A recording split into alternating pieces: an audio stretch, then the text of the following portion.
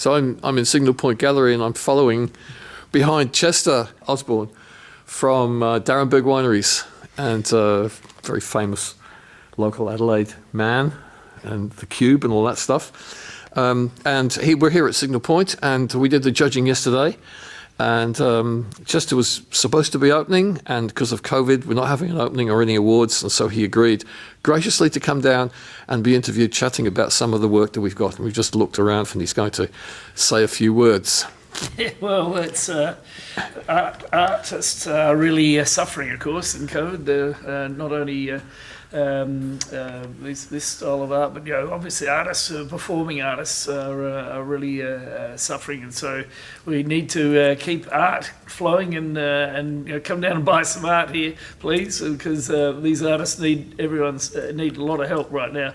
Without art, we really are just coasting along. Art is like the pepper and spices on everything, and if we didn't have art, we'd all be wearing the same clothes. Yes. That's part of art, and be eating the same food. That's art as well. But anyway, it's great to be here and having point out a few interesting paintings, I suppose, that are here. There's a very diverse style here. A lot of portraits and scenes. There's some photography and a few odd sculpture-like things as well.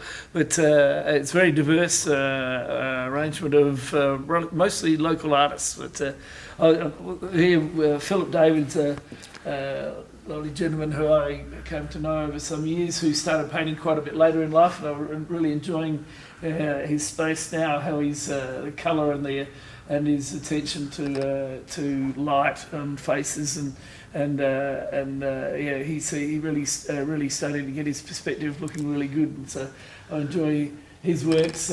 This one here by Peter Noble of Jess actually came second in the competition, and first impression is that it's a beautifully orchestrated, nice, simple, straightforward face and whatever.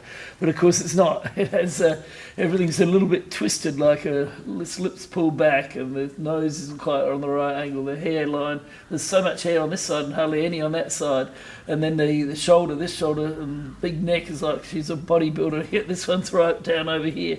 So and the ear is quite upset in some way. So it's all just been slightly changed into different planes, cubist sort of way. Yes. In his own interpretation. So it's one of those things you can keep looking at and keep finding new things going on all the time. Yeah, it's lovely.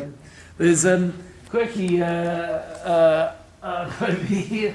When I heard there's some champagne corks, I was a little bit concerned maybe, but Margaret Thomas has done some interesting work here with a self-portrait drinking champagne wearing Alana Hill. So I love colour again, so these are actually quite a lot of fun, and their faces, her face all the time, are quite quirky, having different personalities all the time.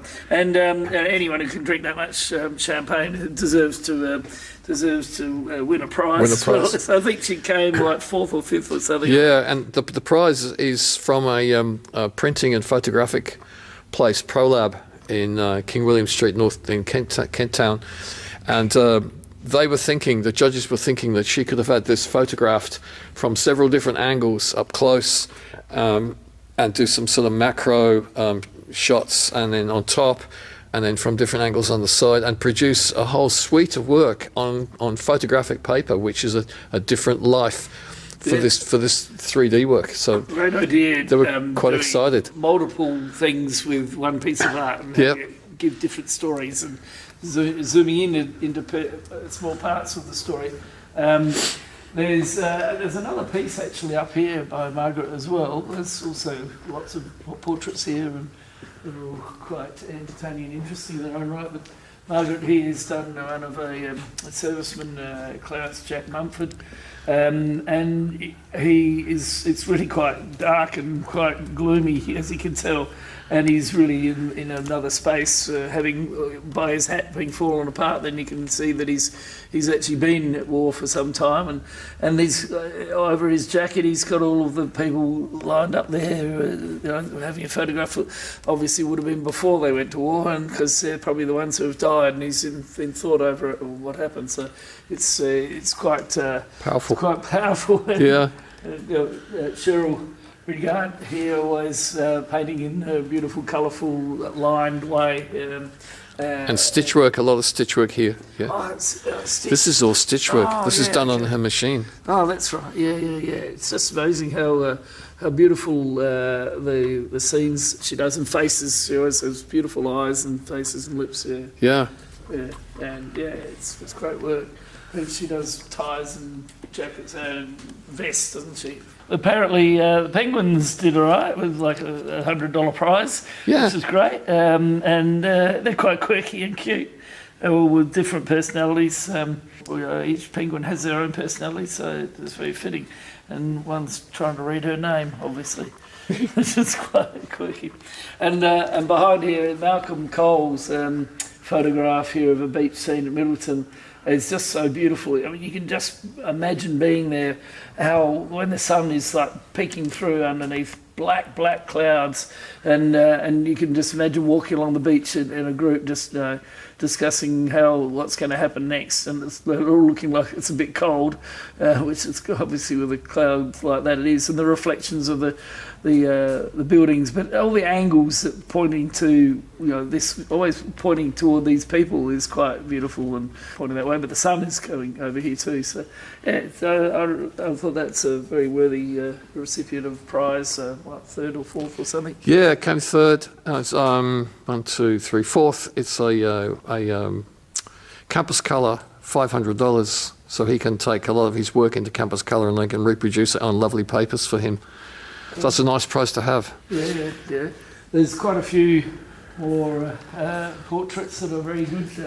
You were talking about Peter Noble earlier, and that face which didn't quite flow with standard lines of a face and was a little bit unusual. This is another artist, piece that he did of a local lass, and that's.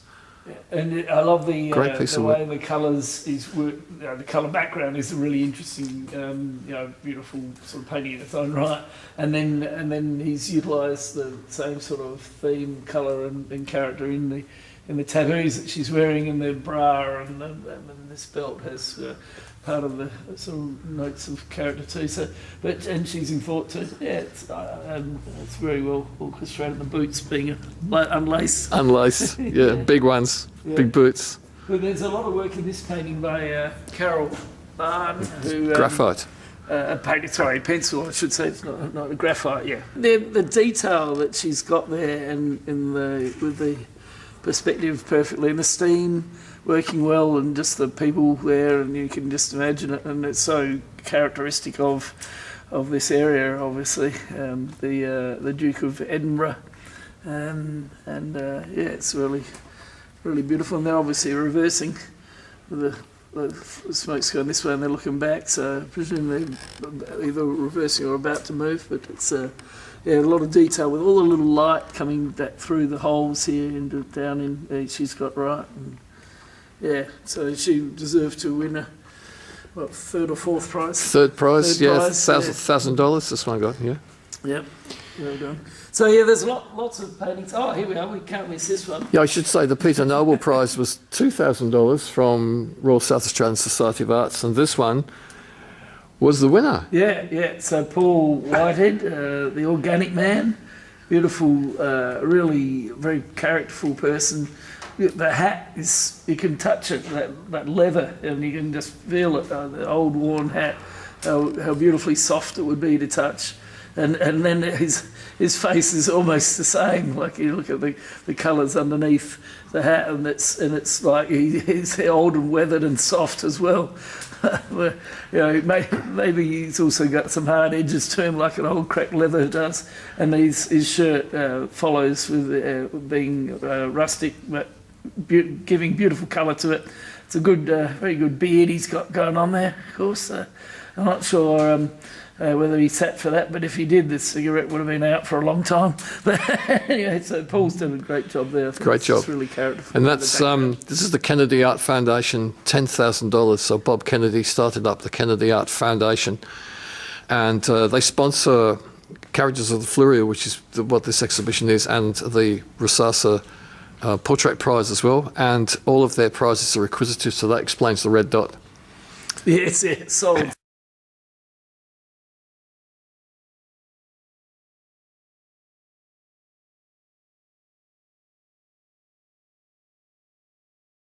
so sorry if you want to buy that one. A bit late. Go and contact him, see if he's got something else. Yes. But there's a lot more paintings here if you want to come down here. It's a beautiful exhibition space, and it's a beautiful part of the world down here. It's very peaceful today. For late winter. But come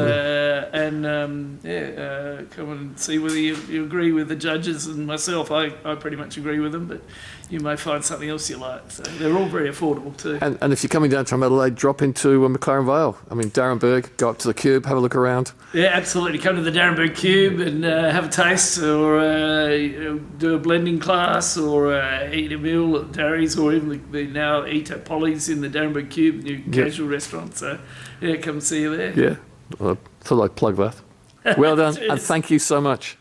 Cheers, thank you.